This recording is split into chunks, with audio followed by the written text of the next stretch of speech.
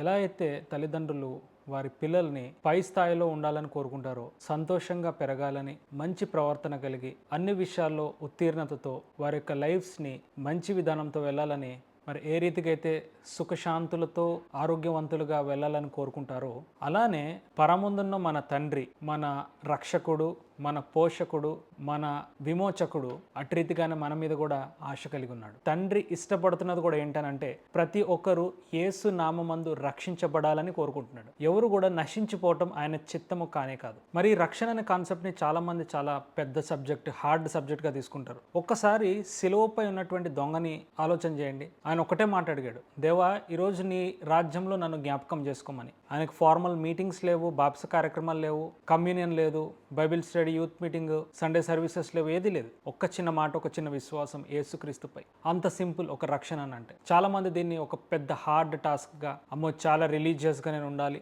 అని చాలా దూరం అవుతున్నారు ఆత్మీయతకు, రక్షణకు. మరి ఆ దొంగకి దేవుడు ఎలా అయితే రక్షణనిచ్చి పరలోక రాజ్యాన్ని, నిత్యత్వాన్ని ఇచ్చాడో, దేవుడు ఈ రోజు మీకు కూడా ఇవ్వాలని ఇష్టపడుతున్నాడు. కానీ మీరు మట్టుకు మీ యొక్క సమయాన్ని దేవునితో వెచ్చించాలి. ప్రార్థనకి చోటివ్వండి, ఆయన యొక్క మాటల ధ్యానానికి చోటివ్వండి, ఆయనను స్తుతించడానికి చోటివ్వండి. ప్రతి ఆదివారం క్రమం తప్పకుండా మీ యొక్క సంఘానికి మీరు వెళ్ళండి. సేవకుడు చెప్పే మాటలు మీరు లోబడండి. ఇటు రీతిగా మీరు సత్యమందు, వెలుగునందు, పవిత్రతనందు, పరిశుద్ధతనందు నిలుస్తారు. ఎందుకనంటే ఈ లోకమంతా అబద్ధాలతో, మోసాలతో, కుయుక్తులతో నిండింది కాబట్టి సులువుగా పెట్టే చిక్కుల్లో మీరు పడకుండా మీరు జాగ్రత్త పడతారు. ఆయన మనుష్యులందరూ రక్షణ పొంది సత్యమును గూర్చిన అనుభవ జ్ఞానము గలవారై ఉండవలనని ఇచ్చయించుచున్నాడు. ఈ మాటను బట్టి మనం రెండు క్లియర్గా అర్థం చేసుకోవచ్చు. ఒకటి రక్షణ, తర్వాత రెండోది సత్యము గురించిన అనుభవ జ్ఞానము.